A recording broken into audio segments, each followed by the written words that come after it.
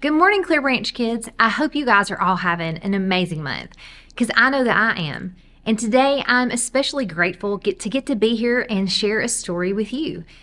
In fact, it's kind of funny I would say that I'm grateful to share something with you because this month that's what we're learning about. We're learning all about gratitude. So what is gratitude? Well, gratitude is you showing someone else that you see how they have made a difference in your lives. And so that's what we're going to hear about today. Now, today's story is from the book of Luke in the New Testament. Now, you may remember that Luke was one of the disciples that Jesus had. So he was one of the 12 people, his closest friends, that he chose not only to be by his side as he went through his journey, but also to be a part of his ministry. And when Luke sat down to write his telling of Jesus' life, there's something that's interesting to know about him. See, Luke was a doctor. It was different from a lot of the people who were disciples, and he was very detail-oriented, and he was very specific in how he wrote things down. He didn't want to miss a thing. And so he tells us some stories in detail that we don't necessarily hear in the other Gospels. And the story that he was recounting from this particular day, Jesus and his people were traveling to Jerusalem, and as they approached the village, 10 men ran out together to greet Jesus. Now, these 10 men were together because, well, basically they couldn't be with anybody else. All of these men had the same contagious disease that was on their skin, and it could make people horribly sick, and it was, like I said, very contagious. And so when you came down with this disease, most of the time you were forced to leave your home and even your town. And so the people who all had this would gather together because they were pretty much the only folks that they could be around. Now, likely, they had already heard of Jesus and some of the miracles that he was performing and how he was healing people. And so I'm sure that they were thinking, maybe he can do something for us. And so that day, like I said, as Jesus and his disciples approached Jerusalem, they ran out to greet him and they started yelling, "Lord, please save us. Please show pity on us."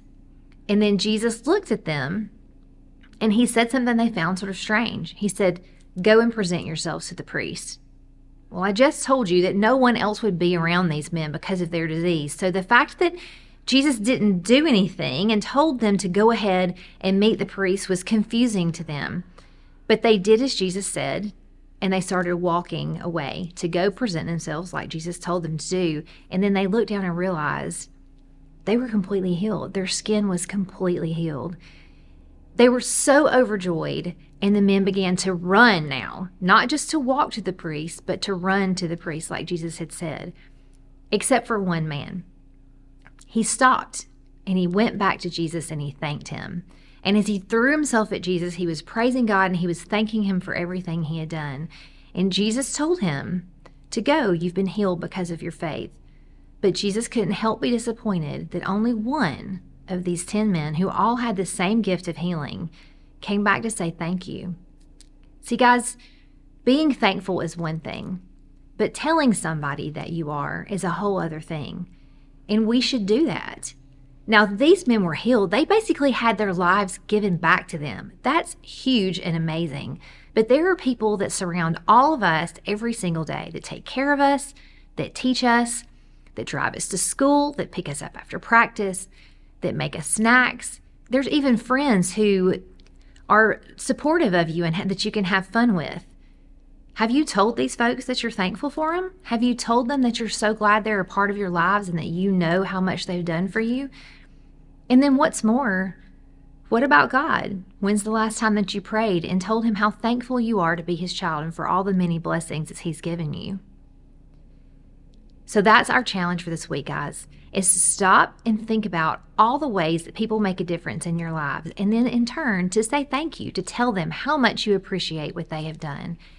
So that's our bottom line this week, guys, is take time to say thank you.